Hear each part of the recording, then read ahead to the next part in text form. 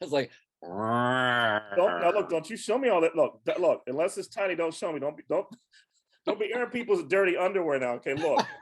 Behave yourself. Look I'm at you. trying. But look, I'm not gonna get mushy because I'm not only gonna take 20 minutes of your time, but I'm gonna say good to see you. Yeah. I miss you. Miss you too, my friend. Oh, let me. I'm a mess, child. I'm not gonna show you my desk. I just got up from a nap. I'm like asking her, "Where's my eye drops? Where's this?" She goes, "Oh, it's over there." I took a nap on top of my eye drops. I'm like the princess and the pea. Couldn't find anything. I'm sorry. We'll get started. First Oh yeah, question. Here no, we go. yeah, no. Trust me, you're the last thing of the day. So Oh, take as good. much time as you need. Well, I don't need much time because I'm old. All right, neighbor. So how how old were you when you first realized you're interested in the arts? Was there a certain age or grade where you go, I want to do this? Oh, okay, sure. I would, even though I did, Sunday school plays and all that good stuff. I guess the first time I really thought, oh wow, I really want to do this as a career would have to have been seventh grade in high school. Hmm. We had a really awesome drama club, and I guess I was a little hesitant, a little shy. And a really good friend of mine, she goes, "Oh, come on in." She says, "It's a lot of fun, and just try it." So Hmm. sure enough, I did, and that, I really count that as a turning point in my life because I discovered theater and just truly felt at home there. And then, of course, that blossomed into other parts of the arts. Now, prior to that, did you have any other interests? I mean, kids are all over the place. Sometimes they want to be a doctor. I want to be this, and I want to be an airline pilot. But did you truly have something else that before you got this invite from this young lady? I mean, Oh yeah, yeah. Well, growing up on a farm, I enjoyed that, but I knew that I didn't really have the desire to kind of just go out there, plow that field and all that. But it really it did give me an appreciation for the land. mhm, So I thought about, in my little, 10-year-old mind, I was thinking maybe, oh, park service, park mm, ranger. I mhm, loved history. And, mhm. and I even remember now, even that same time before I discovered theater, I mean, I was like, oh, I'd love to work at the Smithsonian. I mean, I had my we're out to work planned out and all this stuff. And ironically enough, where am I working now? Right? The Smithsonian. So So back up. What grade was this where you had interest in the seventh Smithsonian? grade, seventh Seventh grade. grade. Yeah, Wow. yeah. Even I would Wow. say with kind of the outdoors thing would probably be sixth grade Okay. because my siblings and we would always go out and we would, my dad, where he plowed the field, we would always kind of co-opt a little section there and we would plant a garden or, Oh, okay. do this. Or the funny, we design little towns and use like bricks to make buildings and that sort of Oh, thing. how So cool is that? yeah, it's a wonder that some of us didn't go into either urban planning or something or architecture. Yeah. Now, now this is about you, but what did your siblings go into? Them? Did they stay on the farm and work the farm? Or? Yeah, actually, so my sister is the primary farmer in the family now. Okay. Mhm, My stepsister, she worked for a parts supply, so mhm, sort of not particularly agriculture, but kind of an agricultural support. mhm. My brother went into the greenhouse business and has since retired from that. So, Mhm. but yeah, so with the exception of myself, I think everybody sort of stayed in that farm lane in a way. Wow. Let me jump ahead. What are you currently Sure. doing now? So I work in the Archive Center at the Museum of American History, Smithsonian Institution. And initially, I was there because I was volunteering, and I volunteered for Oh. probably 8 years before one day the film archivist goes, "You know how to work a Steenbeck, right?" And I said, "I sure do." And she says, "Well, I have this film collection that needs work." And she says, "If I could pay you, would you come on?" I said, "I'm there." So yeah, Oh. so I actually used my film degree, uh, and um, and that kind of led to um, the position I have now, which is 3 days a week, and I do what's called archival processing, which Mhm. means that when people donate their papers and that sort of thing, then I make order out of chaos. So I arrange those Oh, in a wow. particular order, put them in acid-free boxes. If there's film, I process that, either leader it, put it in proper cans, cores on it, all that sort of thing. So I do a little bit of everything. And then with each collection that I work on, we have to write a finding aid, which is how if you as the researcher were going to come into the museum and access this collection, you'd say, oh, okay, I need box 3, folder 2 has Mm, exactly what I need. And that saves time and effort for all of us. So wow. yeah, it's actually really fascinating. I mean, I've worked on, I mean, you remember I was Mr. MGM. So I have worked on George Sidney's papers, who he was a huge director at MGM for almost 30 years. Harry Warren, the songwriter, Imogene Coca, Oh Smothers my God. Brothers, Groucho Marx. So it's You must really, have loved that. Oh my, you talk about loving what you do. Oh my goodness. Go to work every day and do that? yeah, yeah. Oh It's my been goodness. like I said, I consider very lucky with you know, working there, and then in addition to the teaching and everything else I do, the performing. Thank God, there's nothing that I don't care for. Yeah. Oh, good. Well, I'm going to come back to what you're currently Okay, doing. I'm going to try to be linear for people who don't no know you. problem. Yep. Because I'm more interested in what you're doing now, but I'm going to, because I've been looking at your Facebook page and being nosy. So I'm going to, all the stuff you did. But I'll go back. Let me ask you in terms of planning, did you have a plan for acting setting out? Did someone say this is the path you should choose, or what path did you follow? How'd you get there? Is what I'm getting at. How do you get Well, going? truly, and I know that you and I are a lot on the same wavelength with spiritual stuff. I truly say that the dear Lord, it's Looking out you for know, you. it's kind of like, you know, he doesn't want to interfere, but at the same time he can kind of, like the shepherd is like, okay, it's sheep, you got to Mm, go this way. So when I got out of high school, and well, right before I got out of high school, I was in a private school, and the head of school, Mrs. Marr, who has since gone to her reward, oh, okay. she made the comment when she goes, "Oh, where are you going to college?" And I'm like, "College? I'm going to go to Hollywood and become a star." And she That's right. and she was like, maybe you might want to think about getting a little bit of, you know, experience or training behind you. And Wow. she said, have you thought about Catholic University? Because it's got a great drama program, Ah. so on and so forth. And she had gone there herself, not for drama, but for something else. What grade Well, are you in here in high school? When was this? that would have been senior year. Wow. How Yeah. So well into it? Were you almost done? I Or was almost done. And in fact, oh, Charles, you getting ready to go to Catholic, LA. yeah, oh, see, he took me a hand because I was almost finished. And of course, applications have to be in, like, I guess in the spring or Mm, whenever. mhm. And I had good SAT scores. And um, so I thought, and then, so then the Catholic U person came, you know, to talk to those of us that were interested. Mhm. So I said, oh, what the heck, I'll apply. And literally, that was the only college I applied to, and I got in. Wow. And Yeah. what was that like for you to go to Catholic? What was the experience like for you? Um, okay.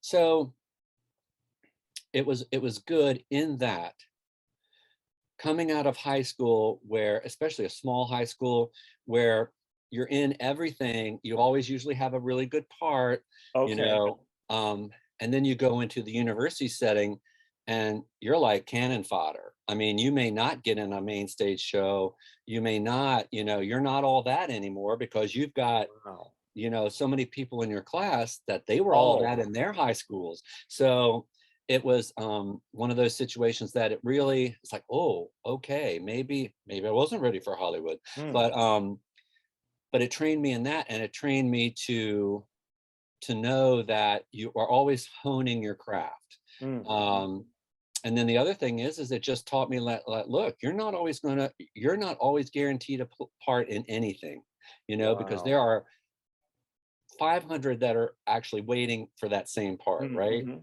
Um, and when I was there, the focus was mostly on the master's program. So very Oh, seldom did they cast undergraduates. But I did do a wow. main stage, which was a musical, and I got into that. And that was actually a real feather in my cap, because very seldom did you ever get cast in a main stage show. What was that like I guess you didn't know about this whole notion of casting the undergrads until you got in there. Right, What right. was that like to get in there and say, "Well, where's my part?" And they go, "Well, uh" Right. Well, and that's, see, that's what I tell kids today, is that, you know, when they're asking for suggestions, and I said, okay, let me tell you my experience. I said, while that really taught me that, okay, you need to have some humility. Number two, you're not, you've got to really work at it.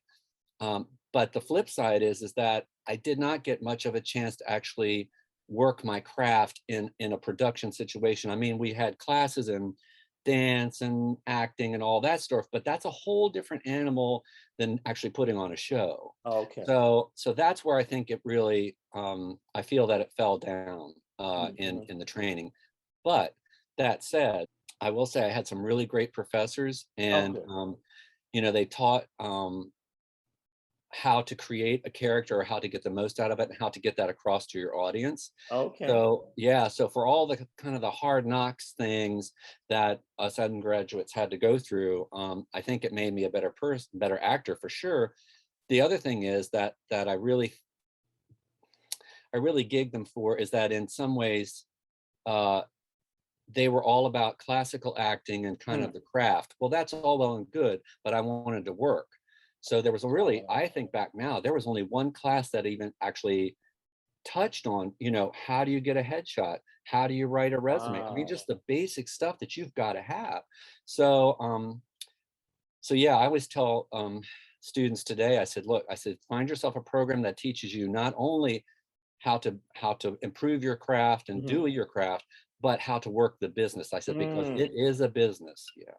that's true. Now, what I admire about you is that you went on to film school. Mhm. What was the time between you graduated from Catholic when I met you in film school at American University? Because I'll be honest with you, I know a few. Well, I didn't know a lot of actors personally before I Mhm. met you, but being at Temple University as an undergrad, I encountered people who were in acting school at Mhm. NYU actually, because I was Oh, working with a friend. We were trying to do little short films, and I thought about what they were doing and the fact that they had no understanding of what we were doing behind the scenes. right. Oh, And then I, true. and then I met you, and I said, here's a man who has an acting background, has this degree, and now came to film school. And I said, the other people I've met, there's no way they would want to go to film school. So what was your problem? Why Well, did you? What's up with that? well, so okay, so I graduated in You don't have to say the year. Yeah, 1981 that's right. Yeah, that's right. at 10 years old. That's right. And Genius.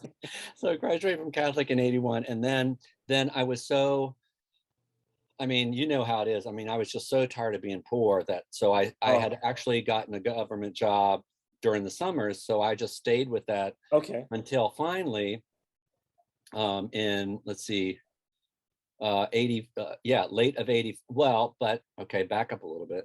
Hmm. So during that time though, AU was still doing their summer film and video.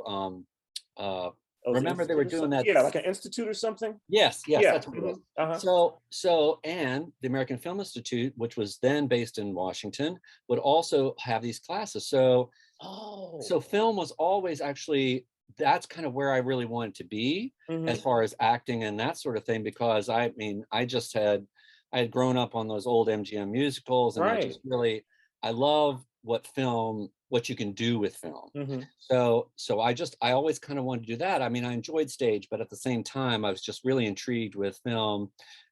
So all through those years, I would take a class in script writing and designing titles for all these kind of Hmm. things, and then the Film and Video Institute.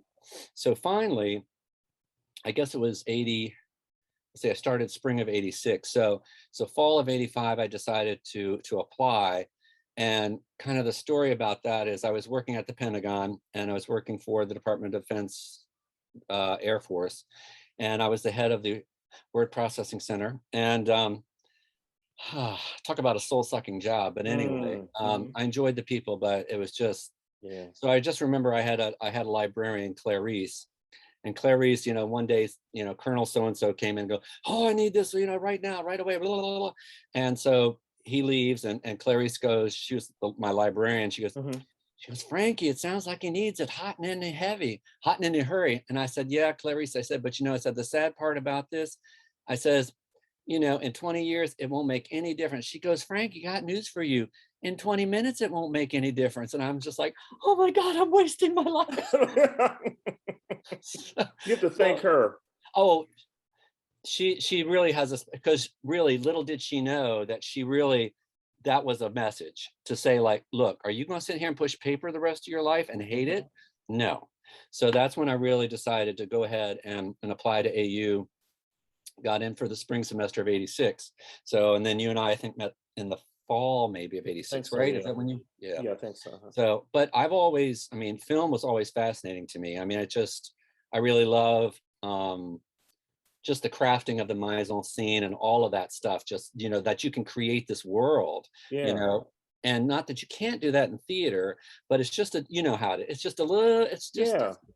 Yeah. Let me ask you how your world was informed with film. Now you're growing up on a farm. Now, look, you're not way out in Midwest. Let's say, I mean, for people who Right. don't know, I was gonna plug for your farm real quick. It's a working farm. You still doing tours and whatnot? Yes, Tell folks Serenity. the name of the farm. I'll That's pull a right. little scroll or something here. Serenity Farm Inc. And our website is serenityfarminc.com. I'll Yeah, put some graphics right here.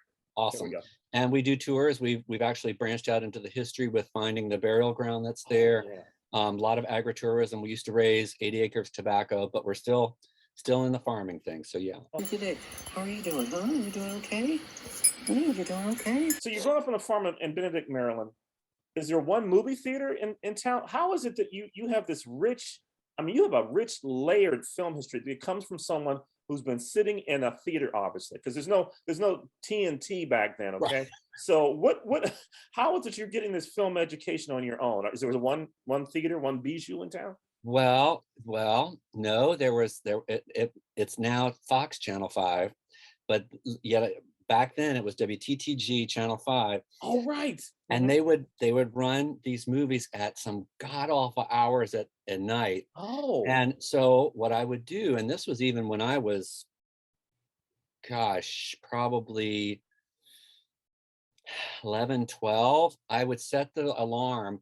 And we were lucky enough that my brother and I shared a room, and we had a TV in our room. My sisters had their TV, and I had an earpiece. So I would set the alarm to get up at 2 o'clock, plug that in, and watch, you know, Judy Garland, whatever was on that was wait, really but now how old are you? I'm always interested in what age people start doing certain. How old probably are you? 11, it's 11 or 12. Yeah. Wow. And then what really sealed the deal for acting, film, the whole deal was That's Entertainment in 1974. Hmm. It was the difference. See, this is what I always tell people. I mean, it's really, television is great, and watching things on a small screen, okay, but there's nothing like sitting in a movie theater and seeing it Hmm. large. And honest to goodness, to see that film, and that's actually, there's three of those. That's probably the best. That one, and then the third one, or not. Third one's okay. The middle one, Hmm. no good. Well, I won't say no good, but just there's too Hmm. much. I don't know. It was not conceived well. Hmm. Anyway, the first one, I saw that in the movie theater at the Uptown, which is that huge screen. That I think huge you and I screen. went there. Oh, Yeah. that's a huge Um, screen. Hmm. and I went there 11 times. It had a run of over a year. And I Wow. mean, I was just hooked. I was just like, And when you so, saw 11 times, how old were you then? if so 74, I would have been 14. Uh-oh. Yeah. Oh, Lord. I didn't. I gave you your age up. Good Lord. Sorry. That's me. I'm obsessed with how old people are when they discover certain things. All right. So let Yeah, me move it forward. So you leave graduate school, and career wise, what are your thoughts at that point? Are you again? I'm always interested in planning. If sure. people are planning, if the good Lord is kind of moving you along, Yeah. where are you in your thinking, and what do you want to do career wise at that point? As what I had planned to do, and what I tried to do, and you might remember some of this, is that the Pettis brothers, who were based here in DC Oh, at that yes. time. I mean, I was like in their office. Because they were producers, right? The Yes, Pettis they were. brothers. Uh-huh. Yes, in fact, they started with the Coen brothers. Remember, Yes. Oh, with what was the first movie that they did? Blood Simple. Blood Simple. Hmm. So not that that's my style of movie per se, but they were here in DC. They seemed to be okay with kind of nurturing new talent. Hmm. So I cold sent him an email and met with Ted Pettis, and he's like, oh, he says, well, we don't really have anything, give me a call in 6 months. Every 6 months I'd give him a call. So, but they just weren't. He says, we're kind of with the Coen. I said, that's fine. I says, I'll be an intern. I'll pull cable. I will do anything. Hmm. Yeah. And that just didn't go for whatever. So then had a few scripts ready, so I got an agent for those for him to shop around. That was, Wow. yeah, he bless his heart. He tried. That's all I can say. But I don't Mhm, know that he had as many contacts as he let on that he had. mhm, So mhm, that, and I, various and sundry of our fellow people, I tried to kind of like, well, let's just do a movie. Let's just get the mhm. stuff. Let's Right. just do it. Mhm. Um, and everybody's always like, oh, I don't know. And it's just like, well, and then I did my thesis film, and that did well. It was set in the 1980s farm crisis, and I won't give away the ending. Yeah. Please don't. But yeah, really wanted to show that um, the farming life is not as bucolic as middle America likes to think it is, and that there are hardships, and especially at that time. And yeah, so and it's black and white. There's no dialogue. It's silent in that sense, but it does have a soundtrack, a sound design. Uh, so yeah, I was really pleased with it. And it did well. Mhm. And but yet again, kind of one of those heavenly intervention moments. So I was still doing the acting thing, and Mhm. I had my Screen Actors Guild card by that time, as well as my AFTRA. And And real quick, how did you get those two? Does that require? I understand that the complexity there's a catch 22 that you need to get some work to do that, but right, it's this right, mind-boggling time travel thing I can't understand. But how did right. you get your cards to go to the So, unions? thanks to DC Cab, Mhm. which was on not too long ago, and it was so funny to actually Oh, watch now them. folks who don't know, you mean actually CAB, a cab. It's a movie with Yes, with Mr. T. that's Boy, you correct. jogging my memory. Okay, so it's a movie Yeah, called DC Cab about cabbies. yeah, and Gary Busey's in it, Oh and wow. gosh, I know it's crazy, and to watch it now, which I hadn't, gosh, I probably haven't seen it since it was released in 82, 83-ish. I don't forgot when it Mhm. was. Um, but anyway, I think it's well worth a watch. It's an Mhm. interesting piece, and it's Joel Shoemaker. I think it was Oh, actually his first directorial I debut. did not remember that. Wow. Okay. I was registered with Central Casting here in DC, Okay. and so they did a huge crowd sing at the end. But before that, they needed a little group to kind of autograph seekers for Irene Cara. They were filming it at the old Oh. Garfinkel's department store Oh wow. outside. So luckily, I guess they got tired of me calling them, and they said, "Sure, come on." So then you had to have 3 days of being paid at a SAG rate because Oh. they couldn't fill enough spaces, right? So once I got my third day, because I worked, I think, one day doing that scene, and then 2 days or 3 days on there's a huge parade at the end. Okay. Um, so I literally, seriously, probably the next week, I went to the SAG office and I said, I want to join. Now, good idea, bad idea, I don't know. I'm Mm. kind of, it did knock out a lot of non-union work that maybe I Mm. could have gotten some cred, but at the same time, it's so hard now to get your card Mm. that Mhm. I'm kind of glad I did. So that's how I got my card. Yeah. Wow. Yeah. Now I remember we all went to go see a movie called Gardens of Stone, Oh yeah. directed by Francis Ford Coppola. And I tell all my friends that it was a wonderful experience because you have a reaction shot in a fight scene with James Caan. Yeah. And I remember the reaction of the audience because James Caan hits someone and then they cut to you and then we're all clapping and they're all looking around. What, that's our Frank up there. I just loved it. Now you let me ask you, you initially in high school you want to go to Hollywood. And again, another thing I admire about you, this is part of your career I don't know much about. Did you make a conscious decision not to pursue the LA thing like a lot of people and stay local? Or because you've done, spoiler alert, you've done theater in DC. And what I love about it is you do annual things like the Ford's Theater and historic things there. So let me, the career crossroads, did you make a conscious decision not to do the LA thing and go out there and starve looking for work? Or what was that decision like? Yeah. So when I first got out of college, I did kind of go out there. I had a friend that lived in the Los Angeles suburbs, so I stayed with him, and I actually did try to find a paying job to kind of support me if I was going to go out and look for Okay. work. Mhm. But at some point, and yet again, I don't know that there was anything in particular that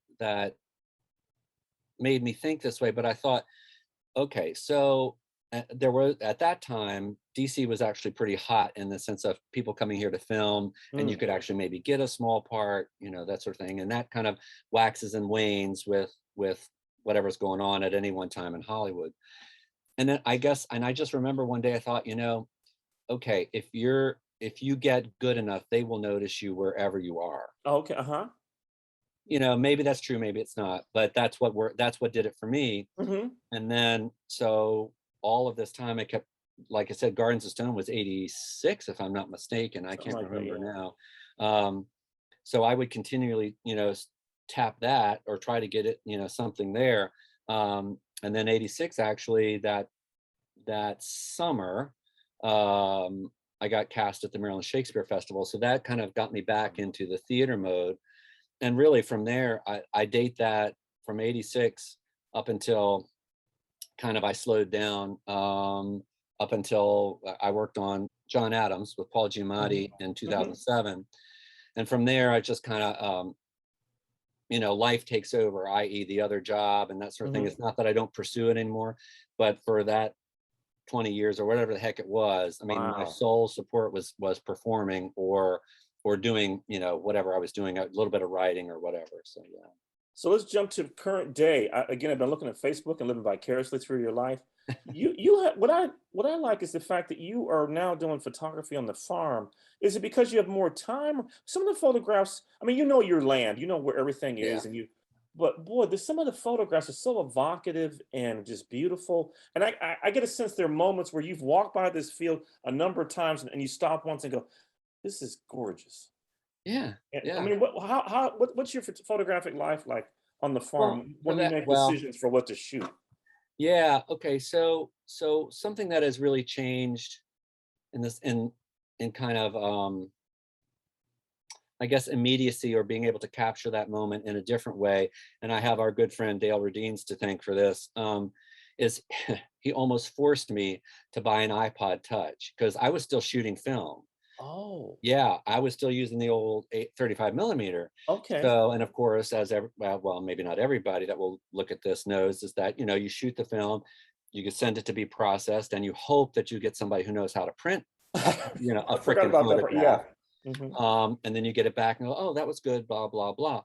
But this is so immediate, and I don't tweak a lot. Sometimes I'll fiddle with it a little bit. Um, but that really opened up a lot of avenues to say, like you said, if I'm walking, down to the river or something, I'm like, oh, this angle is really nice and the wind is going through here. Let's try to Hmm. capture some of this.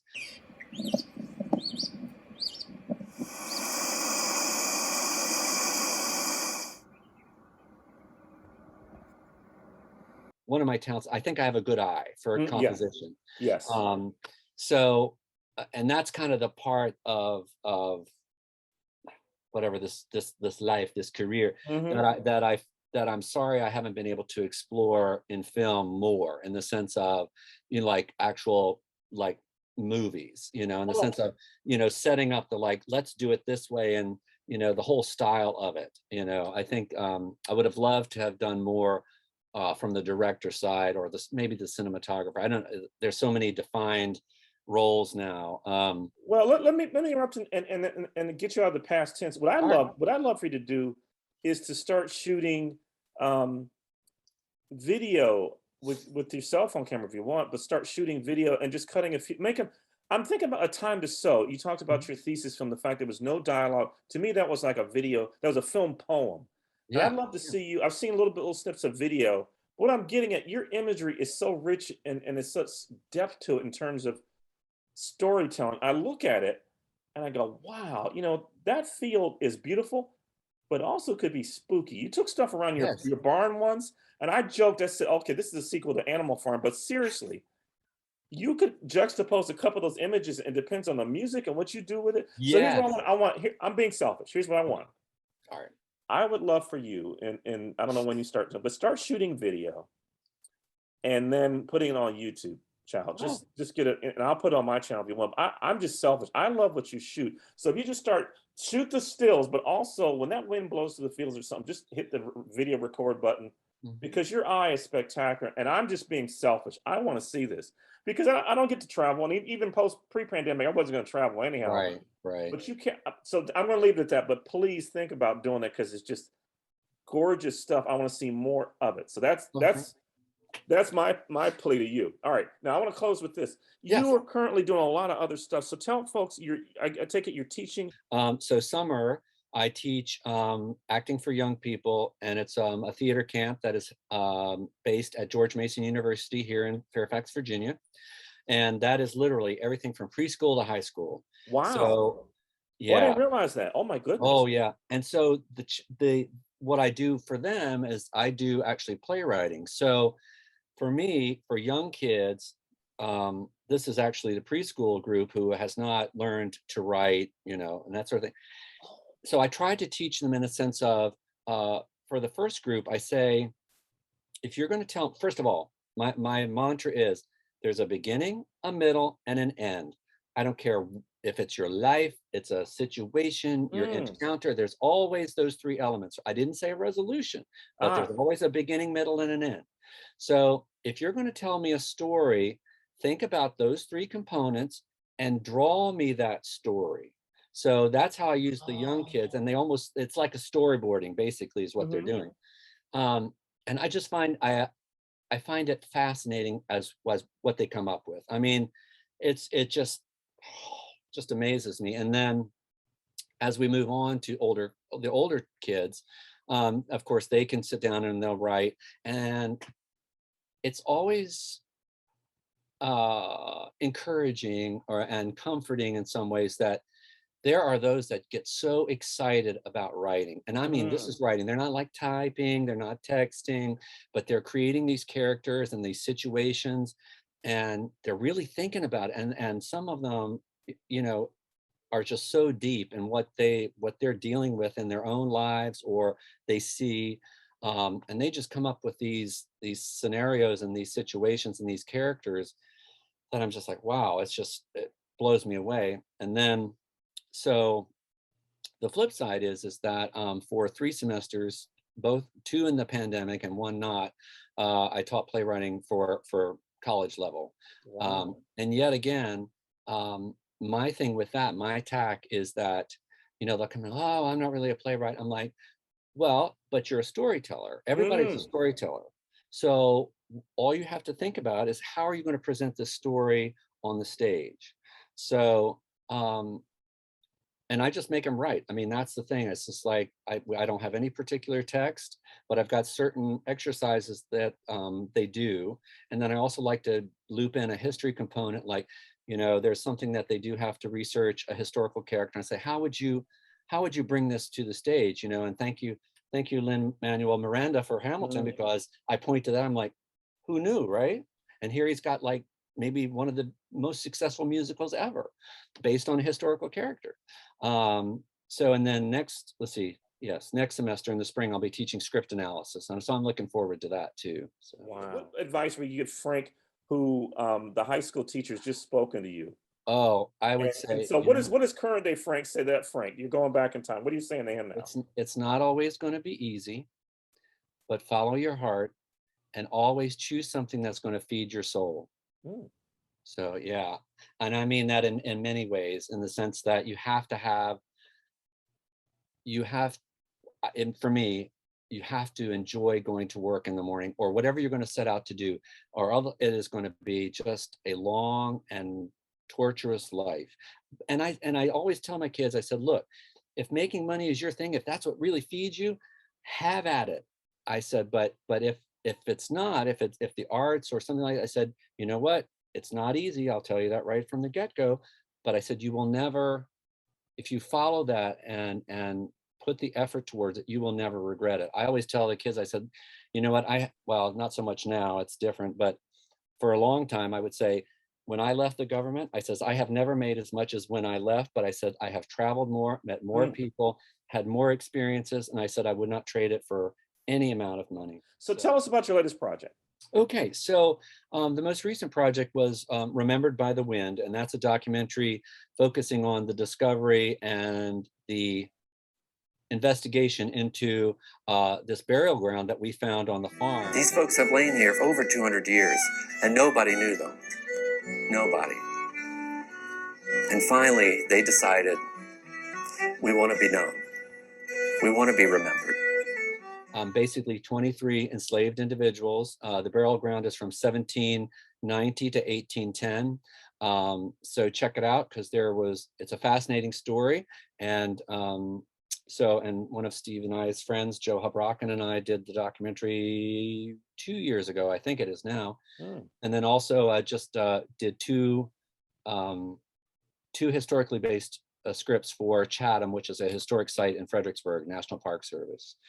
Clara Barton, and the other one is about Ellen Mitchell, who is actually an enslaved woman who actually bought her freedom. Very fascinating, yeah. No, what? But before I go, man, you've done so much. You also wrote a book. Yes. The benefit. Please, child, tell us about. Yes. Well, show it. Faith and There we Tobacco. go. Faith and Tobacco. So that is a history about my parish in Maryland, which was founded in 1692, and but kind of the part that's I really want to get into the history of, not just really the great and good, but I wanted the struggle, i.e. the struggle with dealing with race. So I cover the civil rights era, because at some point everything became segregated when it wasn't to begin with, which is even though, okay, yes, they were either enslaved or free, but at the same time, in about the 1880s, 1890s, they started to, have their own chapels, the African-American congregation. And how did that turn around in the 1960s? And it was quite a contentious time. So I do deal with that as well, in addition to a lot of historical characters that have called the parish home. So, and working on 2 books for the Smithsonian Press at the moment. Okay, so that means we have to do a sequel to this interview. Oh yeah. You young men are doing so much. And thank you so much for your time. We love you and we miss you.